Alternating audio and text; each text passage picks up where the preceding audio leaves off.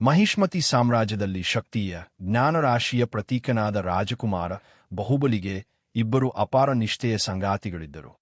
ಹೊಳೆಯುವ ದಂತದಂತೆ ಕೊಂಬುಗಳನ್ನು ಹೊಂದಿದ ಬೃಹತ್ ಶ್ವೇತ ಎಮ್ಮೆ ನಂದಿ ಮತ್ತು ಕ್ರೂರ ಬೇಟೆಗಾರರ ಕೈಯಿಂದ ಅವನು ರಕ್ಷಿಸಿದ್ದ ಚಿನ್ನದ ಕೇಶವಲಯದ ಸಿಂಹ.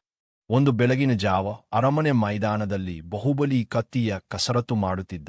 ನಂದಿ ಮರದ ಬೊಮ್ಮೆಗಳನ್ನೆಲ್ಲ ಕೊಂಬಿನಿಂದ ಹೊಡೆದು ಧ್ವಂಸಗೊಳಿಸುತ್ತಿದ್ದ. ಸಿಂಹವು ಮೇಲಿನ ಕಲ್ಲಿನ ಮೆಟ್ಟಿಲಿನಲ್ಲಿ ಕುಳಿತು ತನ್ನ ಸ್ವಾಮಿಯನ್ನು ಗರ್ವದಿಂದ ನೋಡುವುದರಲ್ಲಿ ತಲ್ಲೀನವಾಗಿತ್ತು. ಆದರೆ ಅವರ ಶಾಂತಿ ಹೆಚ್ಚು ಕಾಲ ಉಳಿಯಲಿಲ್ಲ. ಉಸಿರಾಟ ತಗ್ಗಿಸಿಕೊಂಡು ಓಡಿಬಂದ ದೂತನೊಬ್ಬ ಮಹಿಷ್ಮತಿಯ ಕಡೆಗೆ ಅಸಂಖ್ಯಾತ ಸೇನೆಯೊಂದಿಗೆ ಒಬ್ಬ ಕ್ರೂರ ಸೇನಾನಾಯಕ ನುಗ್ಗಿ ಬರುತ್ತಿದ್ದಾನೆ ಎಂದು ತಿಳಿಸಿದ. ದೂರದಲ್ಲಿ ಯುದ್ಧದ ದಪ ಬಾರಿಗಳು ಗುಣಗುಣಿಸುತ್ತಿದ್ದವು. ಹೊಗೆ ಆಕಾಶಕ್ಕೇರಿತ್ತು.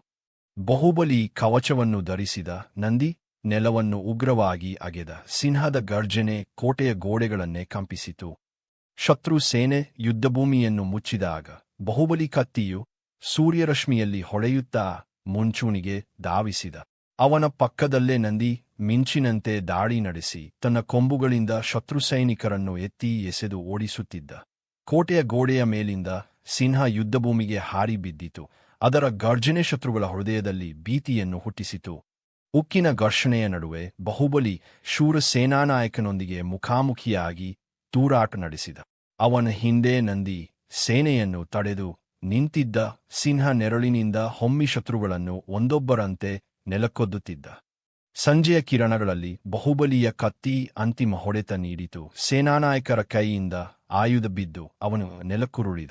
ಶತ್ರು ಸೇನೆ ಭಯದಿಂದ ಓಡಿ ಹೋಗಿತು. ಸಿಂಹದ ಗರ್ಜನೆಯ ಪ್ರತಿಧ್ವನಿಯು ಅವರನ್ನು ಹಿಂಬಾಲಿಸಿತು. ಬಂಗಾರದ ಹೊಳಪಿನಂತೆ ಹೊಳೆಯುವ ಅಸ್ತಮಿತ ಸೂರ್ಯನ ಬೆಳಕಿನಲ್ಲಿ ಬಾಹುಬಲಿ ನಂದಿಯ ಬೆನ್ನ ಮೇಲೆ ಕೈಯಿಟ್ಟು ನಿಂತಿದ್ದ. ಪಕ್ಕದಲ್ಲಿ ಸಿಂಹ ತಿರುಗಾಡುತ್ತಿತ್ತು.